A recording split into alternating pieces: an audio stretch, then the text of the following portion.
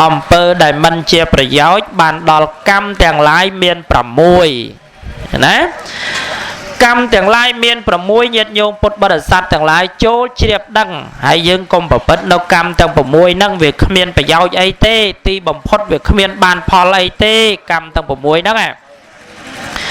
តើកម្មទាំង6នោះមានកម្មអ្វីខ្លះកម្មទី1គឺជាការដេកទាល់ថ្ងៃត្រង់អញ្ចឹងណាការដេកទាល់ថ្ងៃត្រង់នឹងកម្មទី1រីឯកម្មទី2គឺជាមនុស្សដែលខ្ជិលច្រអូសហ្នឹងគឺអត់មានធ្វើការងារអីទេហ្នឹងហើយពីមួយថ្ងៃទៅមួយថ្ងៃគិតតែពីដើរទៅនេះបន្តិចដើរទៅនោះបន្តិចការងារអ្វីក៏មិនធ្វើហ្នឹងហើយដល់ទៅពេលការងារអ្វីក៏មិនធ្វើខ្ជិលច្រអូសហ្នឹងវាគ្មានប្រយោជន៍អីទេចម្រើនពរហ្នឹងហើយមួយវិញទៀតជាមនុស្សកោងកាចណាកម្មទី3ហ្នឹងគឺជាមនុស្សកោងកាចតើមនុស្សកោងកាចហ្នឹងហេតុអីបានជាពុទ្ធជាម្ចាស់នៃយើងព្រះអង្គទ្រង់សម្ដែងថាកម្មហ្នឹងគឺជាកម្មដែលមិនមានប្រយោជន៍ហើយធម្មតាមនុស្សកោងកាចញាតិញោមតើណាមានតែគេខ្លាចណាមនុស្សកោងកាចប្រដូចទៅនឹងពស់វែកឃើញណាមនុស្សកោងកាចប្រដូចទៅនឹងមនុស្សពាលណែគេនេះគាត់តែប្រៀបធៀបចឹងមានច្រើនណាញាតិញោមហ្នឹងហើយបើមានញាតិញោមអី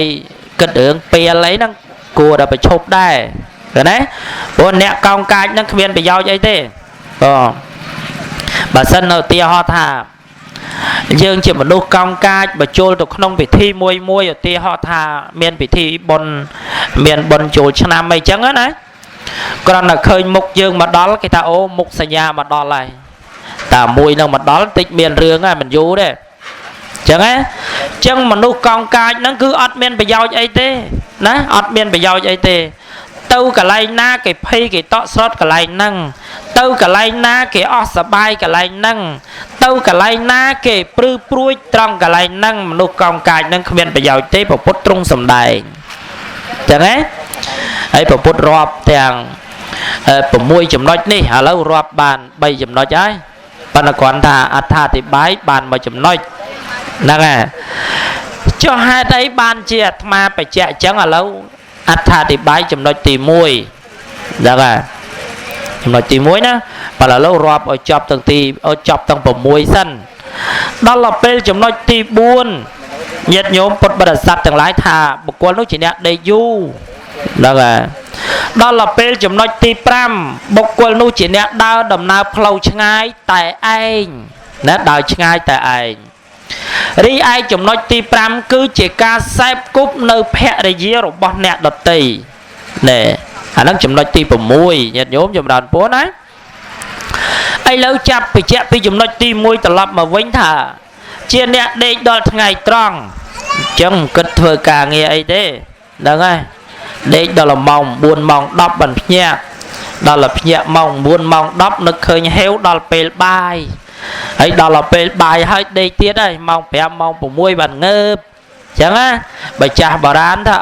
ដេកថ្នាក់ដឹងទៅរស់ស៊ីតនណាអញ្ចឹងណាចាស់បារាណគាត់ថាអញ្ចឹងហ៎ព្រោះទម្លាប់គាត់ដល់តែព្រឹកម៉ោង4អីហ្នឹងគាត់ឡើងទៅព្យួរហើយហើយដល់ទៅពេលអញ្ចឹងវាជារឿងដែលពិបាកមួយយ៉ាងដែរណាញាតិញោមពុទ្ធបរិស័ទទាំងឡាយអញ្ចឹងអំពើហ្នឹងឬកម្មមួយហ្នឹងមិនជាប្រយោជន៍ទេ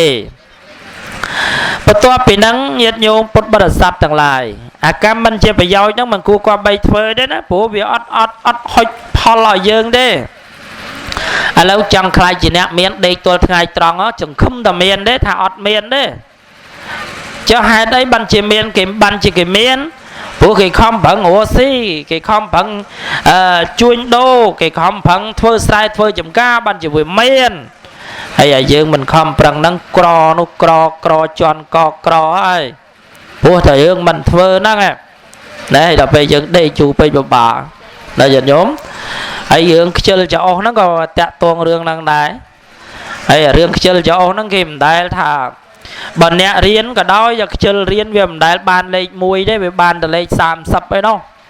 អញ្ចឹងណាហើយអ្នកធ្វើបុណ្យដល់ខ្ជិលធ្វើបុណ្យមានដូចណាមានតែទៅកើតកលែងបាបអ្នករឿងខ្ជិលច្រអូសហ្នឹងវាបំផ្លាញហេតុផលរបស់យើងអញ្ចឹងឯង សាទុស័ព្ទបរោះជនប្រុសស្រីទាំងឡាយទាំងញាតិញោមពុទ្ធបរិស័ទដែលសន្តាប់នៅក្នុងទីនេះនិងទាំងញាតិញោមពុទ្ធបរិស័ទដែលបានសន្តាប់ទៅតាមប្រព័ន្ធអាលោកធាតុអាកាសណាមានប្រព័ន្ធពុទ្ធជុអីចឹងញាតិញោមស្ដាប់ហើយគួរគប្បីកែប្រែចិត្តឬទង្វើរបស់ខ្លួនចឹងកុំខ្ជិលច្រអូសហើយកុំខ្ជិលច្រអូសហើយទី3ថែមទាំងកុំកាចតទៅទៀតណាកាចហ្នឹងក៏គ្មានប្រយោជន៍ដែរហើយទី4ហ្នឹងកុំឲ្យដេកយូរពេកក៏មិនកើតដែរឥឡូវអារឿងដេកយូរហ្នឹងឡើងគីឡូណាស់ញាតិញោមហើយដល់ពេលឡើងគីឡូហ្នឹងវាគាត់តែចាប់ផ្ដើមទៅពីអាយុ40ពាក់កដាល40ទៅ50ហ្នឹងចាប់ផ្ដើមប្រឈមជាមួយនឹងហានិភ័យហើយភាគច្រើនចំណាំមើលទៅធាត់រៀងទៅលុកទៅលុនបន្តិចហ្នឹងតែបន្តិចវាស់ឈាមហ่ะឃើញទេតែបន្តិចឡើងឈាមហ่ะហើយចឹងយើងកុំដេកយូរពេក24ម៉ោងដេកទៅ8ម៉ោងបានហើយបើពេលយប់7ម៉ោងពេលថ្ងៃត្រង់1ម៉ោងបើយប់8ម៉ោងហើយពេលថ្ងៃហ្នឹងមិនបាច់ទេចឹង24ម៉ោងដេកតែ8ម៉ោងបានណាញាតិញោមពុទ្ធបរិស័ទទាំងឡាយយើងគួរគប្បីចេះលៃលោកចំពោះជីវិតរបស់យើងទាំងបច្ចុប្បន្ននេះហើយនឹងទាំងប្រាក់លោកតទៅទៀតណាអញ្ចឹងដេកយូរពេកក៏មិនកើតដែរមួយវិញទៀតចំណុចទី5នេះលោកបញ្ជាក់ថាដើរផ្លូវឆ្ងាយមិនគួរគប្បីដើរម្នាក់ឯងទេហេតុអីពាក្យចាស់បុរាណមានប្រពៃមានទំនៀមថាដើរឲ្យមាន3ស្រដីឲ្យមាន4ណាញាតិញោមហើយដើរឲ្យមាន3ហ្នឹងយ៉ាងម៉េចញាតិញោមកាយកម្ម3ហ្នឹងណាមិនសម្លាប់សត្វមិនលួចទ្រព្យគេមិនប្រព្រឹត្តខុសក្នុងកូនប្រពន្ធអ្នកដតីគេណាឬនិយាយឲ្យងាយយល់ថាវត្ថុដែលគេហួងហែងឬមនុស្សដែលគេហួងហែងទោះបីជាអ្នកនោះណាមិនមានស្វាមីទេតែមានឪពុកម្ដាយជាអ្នកហួងហែងឃើញទេអ្នកនោះមិនមានឪពុកម្ដាយជាអ្នកហួងហែងទេមានបងប្អូនជាអ្នកហួងហែងគេណាចឹងមានអ្នកហួងហែងរហូតណាហើយដល់ពេលមានអ្នកហួងហែងចឹងយើងមិនគួរគប្បីនឹងប្រព្រឹត្តទេហើយយើងដើរបើសិនជាយើងមាន3ហ្នឹងអូយសុកនោះសុកណាស់ហើយញាតិញោមចឹងហើយបានជាពុទ្ធលោកសម្ដែងថាកុំឲ្យដើរផ្លូវឆ្ងាយហើយទៅម្នាក់ឯងមិនជាស្រួលអីប្រហែលទេណាហើយរឿងដើរម្នាក់ឯងហ្នឹងវាមានប្រវត្តិដើរម្នាក់ឯងហ្នឹងវាឆ្លោះឆ្លុយគ្នាច្រើនហើយបានជាពុទ្ធទ្រង់សម្ដែងแล้วមើលចំនួនពុទ្ធកាលញាតិញោមនិយាយអំពីរឿងសទ្ធិហើយនឹងចៅម្នាក់នោះញាតិញោមពេលដែលសទ្ធិហ្នឹងដើរទៅកាន់វត្តចេតពុនទៅថ្វាយបង្គំព្រះដល់ពេលហើយងាកមកវិញឃើញបរោះម្នាក់គេដេកនៅរៀនហាលនៅមុខហ្នឹងណាគេគ្របមុខហ្នឹងឲ្យចិត្តឈឹងដល់ពេលគ្របមុខចិត្តឈឹងហើយនៅចេញជើងណា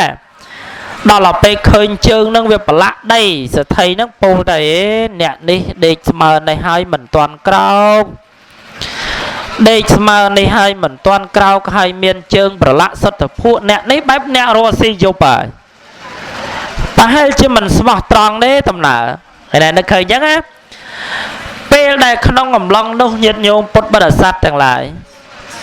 ដល់ពេលអញ្ចឹងនិយាយរឿងហ្នឹងញាតិញោមចៅហ្នឹងគេបង្ហឹមមុខមើលគេសណាំមុខសទ្ធិហ្នឹងណាដល់ពេលចំណាំមុខសទ្ធិហ្នឹងហើយគេបង្ហឹមមុខស្គាល់ហើយគេថាគេតាំងនៅក្នុងចិត្តគេថាអញនឹងតាមព្យាបាទសទ្ធិនោះឲ្យដល់ទីបំផុតហើយដល់ទីបំផុតដល់ពេលអញ្ចឹងដល់ទីបំផុតហ្នឹងដល់ទីបំផុតយ៉ាងម៉េចញោមគេទៅសើបជាមួយនឹងក្មួយសទ្ធិហ្នឹងមុនដំបូងគេកាត់ជើងគោសទ្ធិបន្ទាប់ពីកាត់ជើងគោសទ្ធិហើយគេដុតស្រូវសទ្ធិចោលណាពេលដែលគេដុតស្រូវសទ្ធិចោលហើយគេវាយពាងដែលស្ថិតនៅមុខគាត់របស់ពុទ្ធចោល ហើយណែដល់ទៅពេលប៉ុណ្ណឹងហើយទៅសើបសួរថាប្រពុតស្រឡាញ់អូថា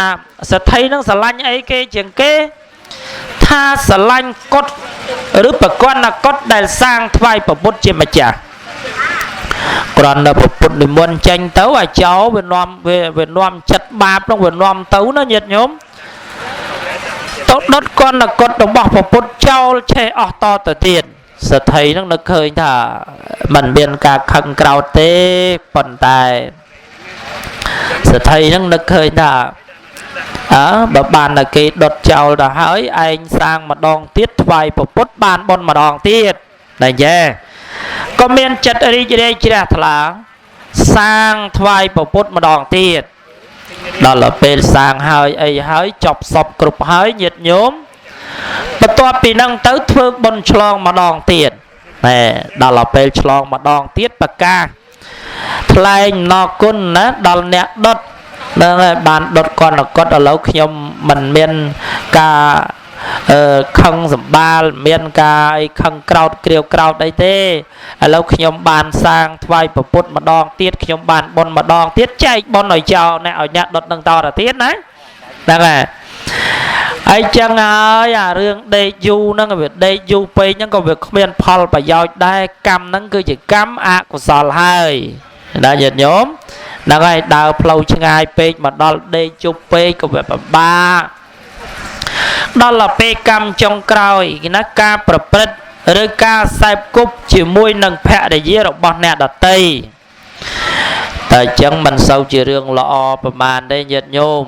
ព្រោះឥឡូវរឿងហួងហែងហ្នឹងវាជារឿងធំហើយសម្បត្តិពេលបច្ចុប្បន្ននេះរឿងហួងហែងភរិយាស្វាមីណាមានការមិនសូវជាមានការគិតទេអញ្ចឹងបានជាចាស់បុរាណច្រើនតែពោលឬអ្នកប្រាជ្ញទាំងឡាយគេពោលឲ្យចេះគេថាស្នេហាធ្វើឲ្យមនុស្សខ្វាក់ភ្នែកអញ្ចឹងញាតិញោមហើយដល់ទៅពេលហើយវាខ្វាក់មែនញាតិញោមរឿងហ្នឹងវាខ្វាក់មែនមានរឿងហ្នឹងរឿងផ្ទាល់ទេប៉ុន្តែអាត្មាមិននិយាយប្រាប់ឈ្មោះទេកំឡោះ2នាក់ដល់ទៅពេលកំឡោះ2នាក់ហ្នឹងអាមួយគេមានសង្សារគេនោះមកវារដូវដូចមូសយើងសពថ្ងៃអញ្ចឹងណា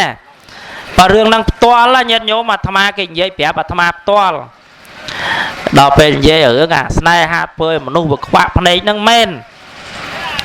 ដល់ទៅពេលអញ្ចឹងញាតិញោមយប់អញ្ចឹងគេណាត់ជួបគ្នាគេជូនទៅអាមិត្តភក្តិគេមានសង្សារគេជំនុំគ្នានោះ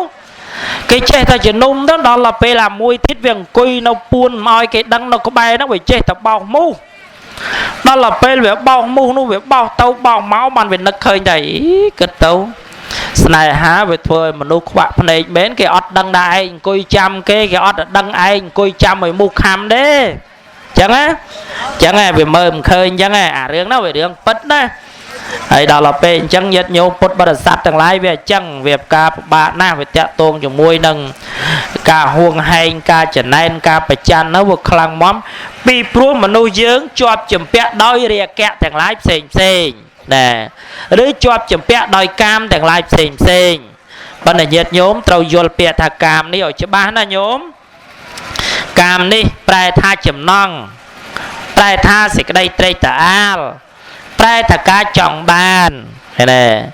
អញ្ចឹងយើងចង់បានផ្ទះក៏ឈ្មោះតកាមដែរណាឈ្មោះតតណ្ហាដែរហើយអញ្ចឹងញាតិញោមពុទ្ធបរិស័ទសប្បុរសជនប្រុសស្រីទាំងអស់យើងគួរគប្បីជ្រាបដឹងទៅលើចំណុចទាំងអស់នេះហើយកុំខ្សែបគប់ច្រើនពេកកុំទទួលខ្សែបគប់ពេកណាខ្លាចក្រែងថ្ងៃក្រោយនោះមានបញ្ហាពិបាកណាស់ព្រោះយើងឃើញទៅតាមប្រព័ន្ធសង្គមមកវាច្រើនពេកណាស់ទៅហើយអញ្ចឹងការខ្សែបគប់ហ្នឹងយើងមិនគួរគប្បីខ្សែបគប់ទេណាញាតិញោមក្នុងកិច្ចនោះញាតិញោមពុទ្ធបរិស័ទទាំងឡាយពុទ្ធឆ្លើយតបជាមួយនឹងបញ្ហារបស់ព្រាហ្មណ៍តាក់ទងជាមួយនឹងការប្រព្រឹត្តមិនជាប្រយោជន៍ចឹងបានដល់កម្មទាំង6ហ្នឹងដែលបញ្ជាក់បាញ់មិញហ្នឹងណាបើអញ្ចឹងញាតិញោមចាំកម្មទាំង6ហ្នឹងបើយើងចាំបានវាជារឿងល្អណាស់ហើយយើងវាទៅយើងបែងចែកទៅមួយវិញទៀតដែលព្រាហ្មណ៍នោះបានទូលសួរថាបបិទ្ធព្រះអង្គដ៏ចម្រើនចោះកម្មណាដែលជាប្រយោជន៍ ប្រព្រឹត្តទៅហើយជាប្រយោជន៍ប៉ុន្តែគ្រាន់តែនឹកឃើញក្នុងចិត្តមិនទាន់បានសួរផងណាញាតិញោមមិនទាន់បានសួរផងដល់ពេលមិនទាន់បានសួរអញ្ចឹងព្រះពុទ្ធជាម្ចាស់នៃយើងព្រះអង្គទ្រង់សួរព្រាហ្មណ៍នោះមុនណាមនាលព្រាហ្មណ៍សពថ្ងៃហ្នឹងអ្នកប្រកបមុខរបរអ្នកប្រកបការងារអ្វីឃើញទេទូសួរព្រាហ្មណ៍ហ្នឹងអញ្ចឹងព្រះពុទ្ធសួរព្រាហ្មណ៍ម្ដងថាតើអ្នកប្រកបកិច្ចការងារអ្វីដល់ពេលអញ្ចឹងព្រាហ្មណ៍នោះតថាបបិទ្ធព្រះអង្គដ៏ចម្រើនខ្ញុំបកណាហ្នឹងបានប្រកបមុខរបររបែងបាសកាដែលប្រែងាយយល់មកថារបែងភ្នាល់គ្នាដល់ពេលព្រះពុទ្ធជាម្ចាស់នៃយើងព្រះអង្គទ្រង់សម្ដែងថា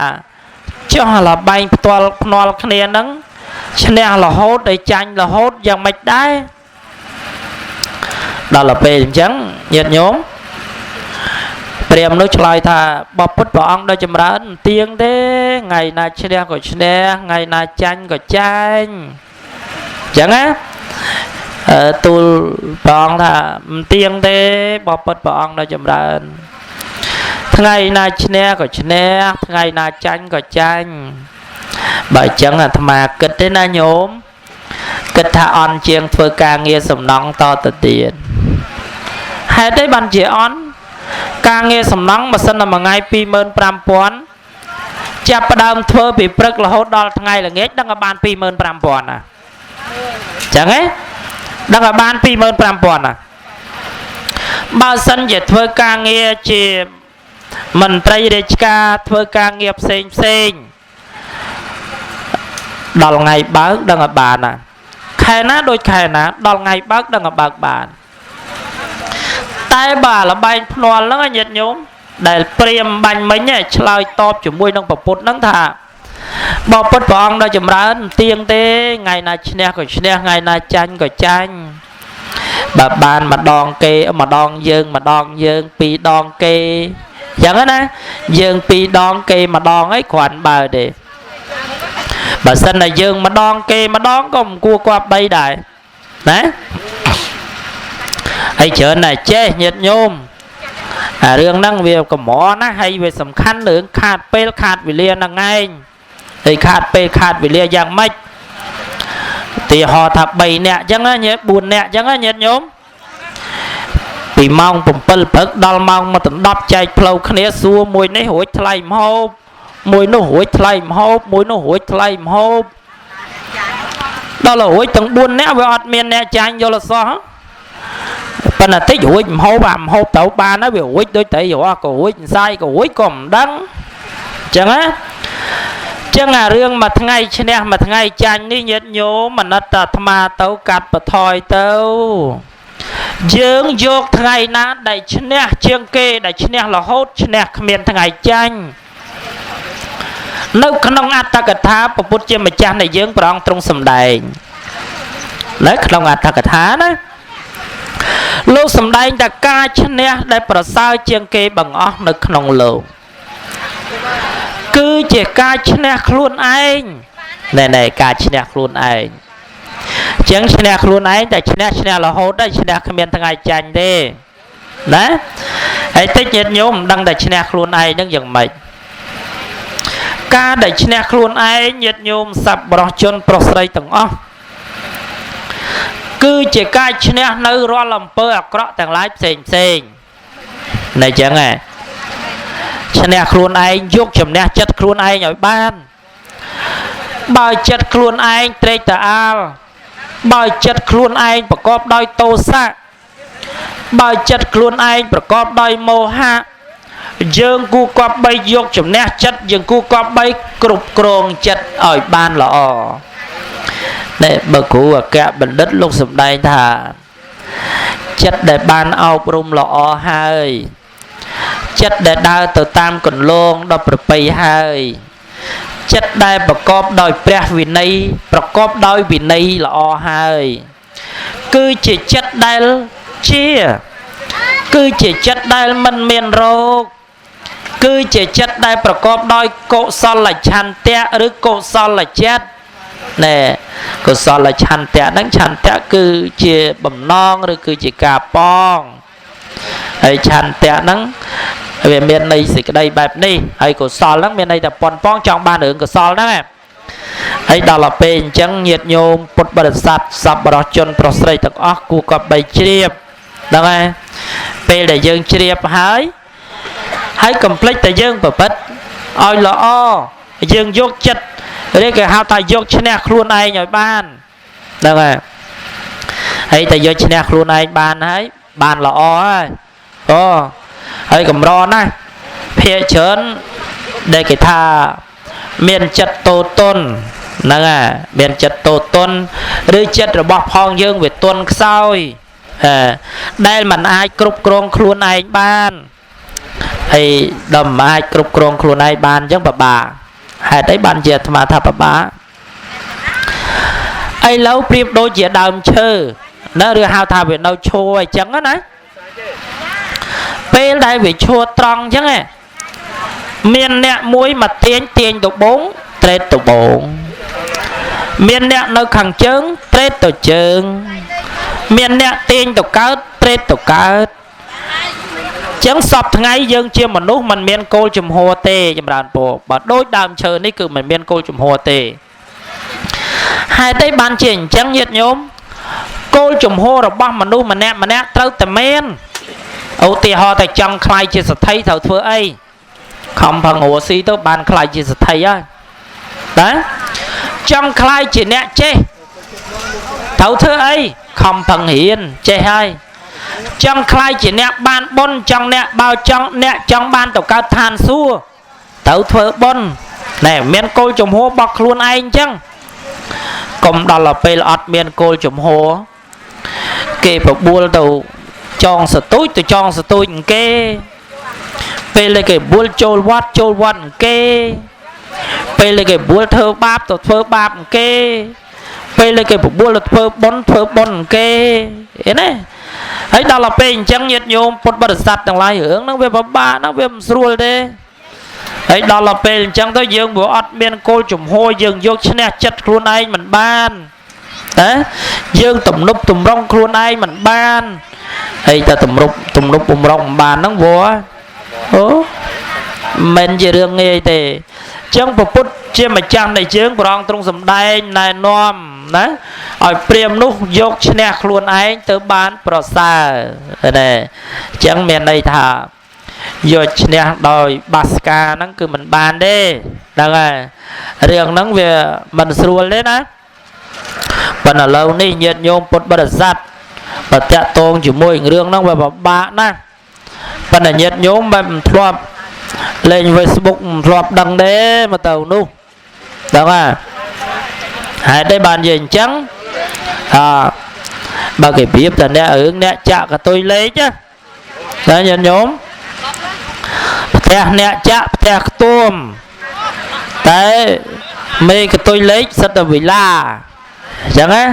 ប៉ុន្តែហេតុអីបានគេធ្វើបានមកពីយើងចង់បានបើគេដែរហ្នឹងណាបានតែគេយកបើយើងបានបើមិនចង់បានបើគេទេយើងកុំចាក់ដល់ប៉ុន្តែយើងយកនឹកឃើញថាកែងលោវាយើងប៉ុន្តែមិនយើងទេណាកែងលោយើងទេណាកែងគេរហូតណាហើយយើងមានបានស្អីតទេចេះយាយចេះចាក់កតុយលេខបានតែទេសរឿងហ្នឹងមានលុយទុកទិញនំហូបទៅក៏ចាក់កតុយលេខវាគ្មានត្រូវស្អីទេហ្នឹងហើយថ្ងៃវត្តព្រៃធំចាស់ហ្នឹងក៏ចឹងដែរអងលោកថា69ហើយថ្ងៃហ្នឹងហើយអាត្មាថាបើអាយដល់អាត្មាម៉ោង4មិន69ទេអាយដល់អាត្មាម៉ោង4ប៉ុសម្រោមអាត្មាទេនោះអញ្ចឹងណាបើកស្ដាប់កតុយលេខទេបើកស្ដាប់អាត្មាទេហ่าព្រោះញាតិយោមគាត់សោចដល់សោចអញ្ចឹងណាតាមពិតទៅយាយនៅតែពលានតែចិត្តចាក់200ចាក់300ចាក់500គេស៊ី300ស៊ី200ស៊ី500ស៊ីរហូតប៉ុន្តែនៅតែមិនរៀងមិនមកទាំងអស់ទេថាតែយាយចាក់ទេហើយនៅតែមិនរៀងបើ mà cho năm mấy ban trâu mà đòn ấy vẫn là miền nhiều muối có thai chế đại tàu rùa si chùm nanh lôi rọp lên đó nè hiện rồi ót sâu sờ bài chất đấy tàu có tôi lấy ban tập hẻm đập mơn tao biểu o đi o là bay phật phum hẻm đập mơn nhiệt nhộm thế này vẫn là tầm mòn ban là hẻm đập mơn nó kỳ vô tôm đăng và man chỉ đạo về đó đó là về chẳng về ót kết tê chẳng kỳ thà nè một khăn nhá nè nè chanh một xe cả cái gì chạy chợn đập bật đài lê chạy nghe đài lôi vậy á này đó là về chẳng vua bên mà ta mà tham ma với cùng kết ở hướng trong ban bờ kê pê côn trao kê oi mà bờ man tinh hộp ở hơi tao toàn heo toàn hộp cao cùng trăm ta hộp đòn bê chả nu vậy này hộp hơi toàn hộp bàn chân nhiệt nhôm một bờ sát tầng ó chỉ đặt là tầng ó này à nó mô tần đi